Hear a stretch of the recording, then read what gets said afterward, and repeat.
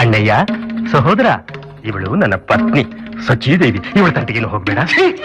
ಅವಿವೇಕಿ, ನಿನ್ನ ಹಾಗೆ ಕಂಡ ಕಂಡ ಹೆಣ್ಣಿಗೆಲ್ಲ ಕಣ್ಣು ಹಾಕುವ ಕಾಮಾಂಧ ನಾನೆಂದು ಭಾವಿಸಿದೆಯಾ?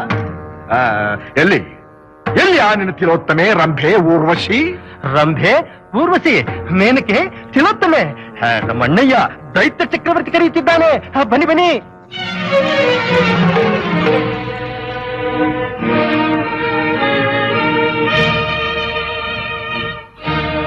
ನೀವೇನೋ ರಂಭೆ ಊರ್ವಶಿ ಮೇನಕೆ ತಿಲೋತ್ತಮೆ?